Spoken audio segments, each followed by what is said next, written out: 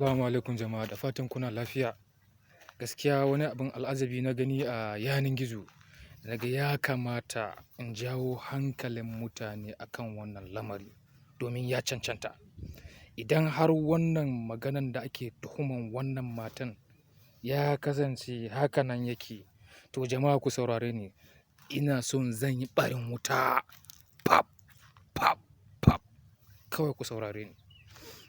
Wato ita wannan matan abin da ta zayyana take cewa wai shin ta yi mafarki da cewa wai Allah ya mallaka wa Tinubu gidaje mai benaye 70 a aljanna. A gaskiyar magana, in dai har wannan matan ta yi furuci, ya ma sunanta? Hajiya kaza ɗan dogon Bauchi ko? Sai mun markaɗa ki a yanar gizo in dai har wannan maganan haka nan yake. Wato jama'an Najeriya ina son ku gane wani abu. Neman gindin zama ba namu ba ne. Neman gindin zama domin kai kaɗai ka samu amfanuwa ko kuma kaɗan samu wani kaɗan tsamma wani zuma, kaɗan lasa zuma a tare da masu gaji, a dalilin wato kan mutane, wannan haka nan bai kamata ba. Abin da nake so in jawo hankulanmu a kai shine, in dai har ba mu haɗa kai, mun ga cewa Najeriya ya yi gaba ba, to billahi lazi mun ta shan udujin garejin wahala kenan.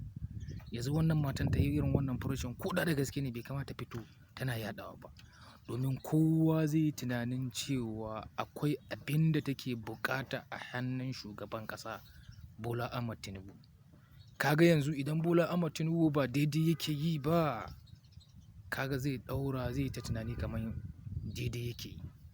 Idan kuma daidai yake yi, bai kamata a fito da wannan maganan gadan-gadan a cikin jama'a, a bainar jama'a haka nan a yaɗa shi yanar gizo cewa haba wannan ba maganan hankali a cikin wannan lamarin.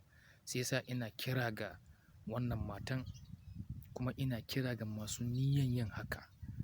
'Yan maula, masu neman gindin zama, masu kaza domin a samu romo a hannun manya bai kamata ba. Domin yanzu Najeriya ƙasan ga namu ta shiga wani hali. Ta shiga wani hali. Yanzu abin da za mu sa gaba shine gyaran ƙasa da kuma gyaran rayuwar al'umma. Mutum ya ware kanshi ba namu bane yanzun nan. Ba namu bane. Ba namu bane. Allah ya yi mana jagora.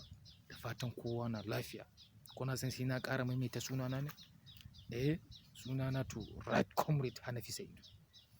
Kuma abin da nake buƙata da kai yanzu ya kai mai sauraro, in ka kai wannan gaɓan, ka yi sharing.